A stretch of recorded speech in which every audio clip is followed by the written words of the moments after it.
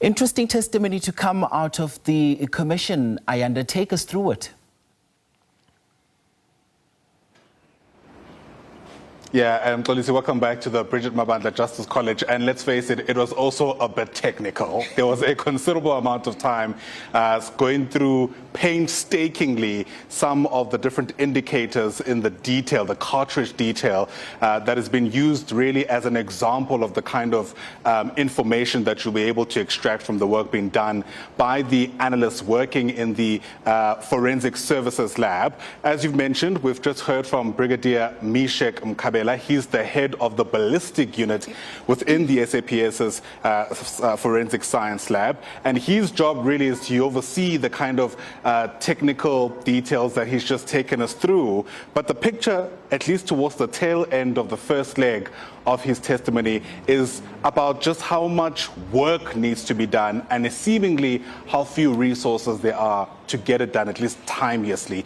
Canny Maphanga was inside the Bridget Mabandla Justice College, and she joins us now live once again. And Canny, what we were anticipating as we walked in for today's session was hopefully some kind of aid in connecting the dots between the different crime scenes. We haven't gotten there yet, but you're seeing the evidence leader really taking his time in laying the foundation, hopefully to a point where we can finally understand how different crime scenes possibly connect. Indeed. We'll get there throughout the course of the evidence today. However, the technical evidence always gets off to a slow start before you're able to see what conclusion is being reached. At the end of the day, the question that is being raised about the ballistics is if there was a deliberate omission on the ballistics report in order to shield or safeguard the alleged criminal cartels that formed the basis of the accused in the particular matter, or what could this fault be attributed to something else. This is where the brigadier comes in, and he's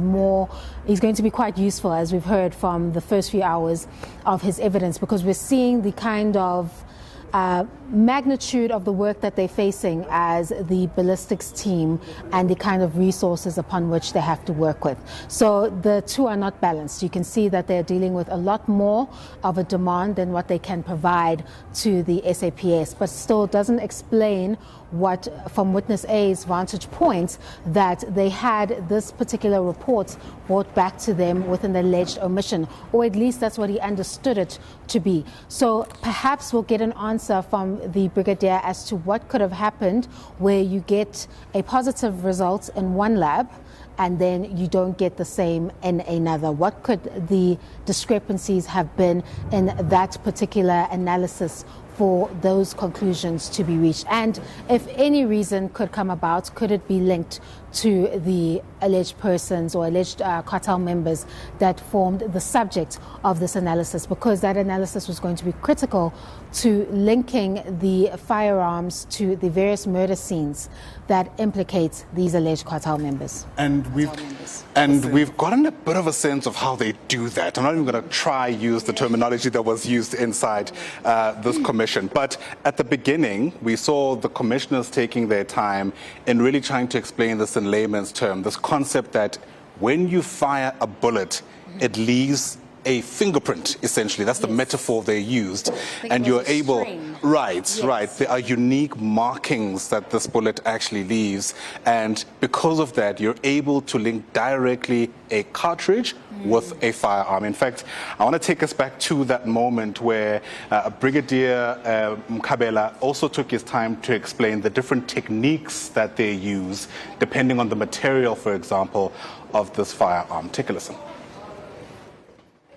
Before the analyst can embark on testing the firearm in the shooting tank, the analyst will go through by analyzing the firearm, stripping it to check if it has got all its parts, is safe first to be tested, and if there is no any defects, then only then he can conclude that the firearm functions normally without any obvious defects.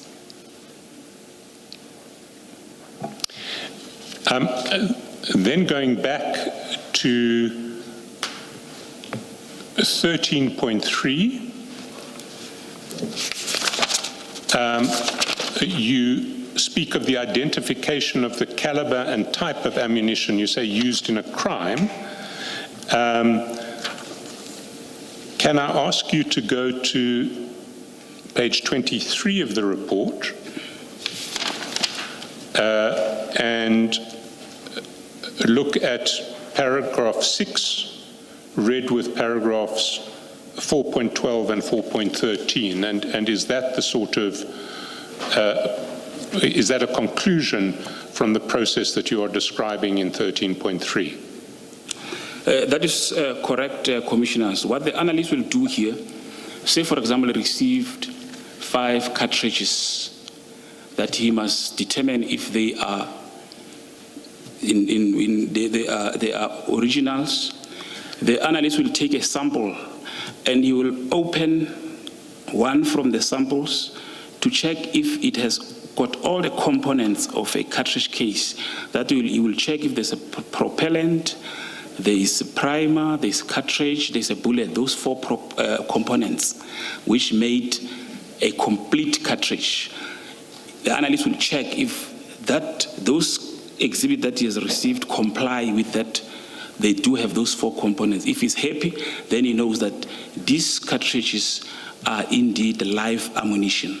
Then he will then depose an affidavit to that effect. All right, so there you have it. That's Brigadier Meshach Mkhabela, the head of the ballistics unit at the SAPS's Forensic Science Lab. And Canny, as we heard there, they're really going into the details of the work that is done, not only by human beings, these are the analysts, but also by the system, this ABI system we're learning about. They look at a number of processes or phases that it goes through, and I think that's where it becomes a bit difficult to understand because it's quite an intricate, I think it's almost like a scientific process that takes place where they have the image capture and enhancement. So that is the acquisition. And that's where the ballistic scanner takes high resolution digital images of bullets and cartridge casings, including unique marks like rifling impressions, firing pin marks, and breech face patterns. I think that's where the way he put it. Then it goes to the database storage, which the digital images and associated data are stored in a central database. And then that system can store hundreds, but we've already heard that only 200 can be dealt with per day, and now you're looking at 3 analysts that must look at 200, but they're faced with 28,000 that they should be going through every single day. So it may be a capital type of resourcement issue as well in terms of getting those ballistics reports completed.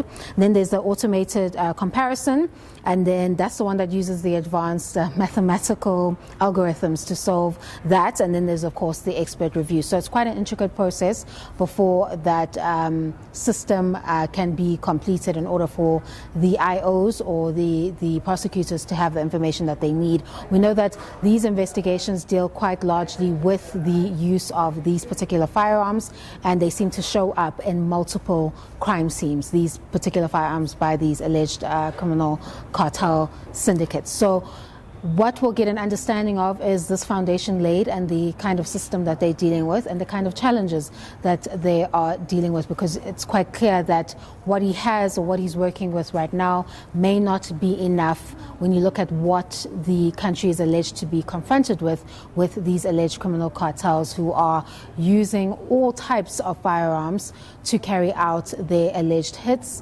And it is against that backdrop that we are viewing this particular evidence, because we know that at least in the Manswat murder, there were 15 used cartridges that were left or found and became exhibits of that Bromley case number that you see often being referred to in the commission.